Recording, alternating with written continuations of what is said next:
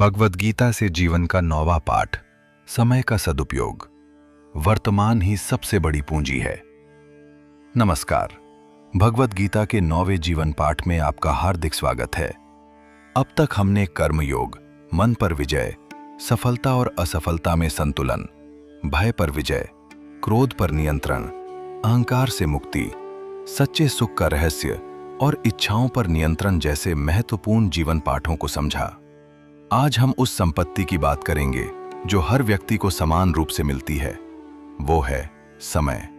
धन कमाया जा सकता है, खोई हुई वस्तु दोबारा मिल सकती है, लेकिन बीता हुआ समय कभी वापस नहीं आता। इसीलिए समय जीवन की सबसे बड़ी पूंजी है। भगवद गीता हमें वर्तमान में कर्म करने की प्रेरणा देती है। जो व्यक्ति हर समय केवल बीते हुए कल का पछतावा करता रहता है या आने वाले कल की चिंता में डूबा रहता है, वो आज को खो देता है, और जो आज खो देता है वो भविष्य भी खो देता है। सोचिए, कितनी बार हमने ये कहा है, कल से शुरू करूंगा, अभी समय नहीं है, एक दिन सब ठीक हो जाएगा। लेकिन वो कल अक्सर कभी डेढ़ नहीं आता। जीवन इंतजार नहीं करता, समय लगातार आगे बढ़ता रहता है।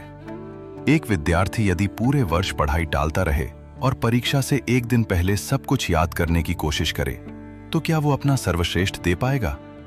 शायद नहीं।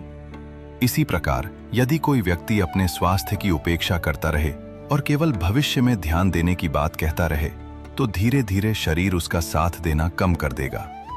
समय पर किया गया छोटा प्रयास भी देर से किए गए बड़े प्रयास से अधिक प्रभावशाली होता है। भगवद गीता हमें यह भी सिखाती है कि हर क्षण एक अवसर है, हर सुबह एक नई शुरुआत है। हर दिन हमें कुछ नया सीखने, कुछ अच्छा करने और स्वयं को बेहतर बनाने का अवसर देता है।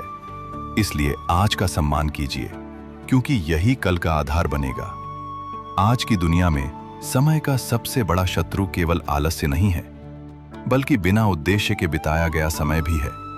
घंटों मोबाइल चलाना, बिना कारण सोशल मीडिया देखते रहना, महत्वपूर्ण कामों को टालना और छोटी छोटी बातों में पूरा दिन निकाल देना धीरे धीरे हमारी सबसे बड़ी पूंजी को कम करता रहता है। इसका अर्थ ये नहीं कि हमें आराम नहीं करना चाहिए, आराम भी आवश्यक है, लेकिन उद्देश्यहीन समय और आवश्यक विश्राम में अंतर होता है। आराम शरीर और मन को ऊर्जा देता है, जबकि लापरवाही हमारे सपनों को कमजोर कर देती है। अपने दिन की शुरुआत एक छोटे संकल्प से कीजिए। आज का सबसे महत्वपूर्ण कार्य कौन सा है, उसे सबसे पहले पूरा कीजिए।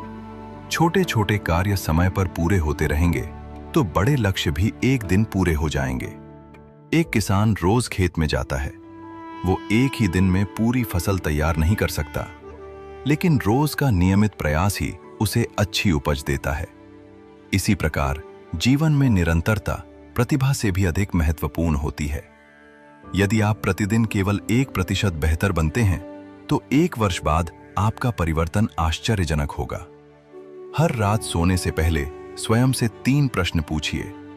क्या आज मैंने अपना समय सही कार्यों में लगाया? क्या मैंने कुछ नया सीखा? क्या मैंने किसी का भला किया? यदि इन प्रश्नों का उत्तर हाँ है, तो आपका दिन सफल रहा। याद रखिए, घड़ी केवल समय नहीं बताती, वो हमें याद दिलाती है कि जीवन आगे बढ़ रहा है। इसलिए हर पल का सम्मान कीजिए। अपने परिवार के लिए समय निकालिए, अपने स्वास्थ्य के लिए समय निकालिए, सीखने के लिए समय निकालिए, ईश्वर के स्मरण के लिए भी समय निकालिए। यही संतुलित जीवन है, यही सफलता का आधार है और यही भगवद गीता का संदेश है। आज का संकल्प यही हो, हम समय को व्यर्थ नहीं जाने देंगे, हर दिन को उद्देश्यपूर्ण बनाएंगे। आज का कार्य आज ही पूरा करेंगे और वर्तमान क्षण को अपनी सबसे बड़ी शक्ति बनाएंगे। याद रखिए, जो व्यक्ति समय का सम्मान करता है, समय भी उसी व्यक्ति को सम्मान देता है। इसी प्रेरणादायक संदेश के साथ आज का 9वां जीवन पाठ यहीं समाप्त होता है। अगले पाठ में हम जानेंगे क्षमा की शक्ति, दूसरों को नहीं स्वयं को मुक्त करने का मार्ग। धन्यवाद।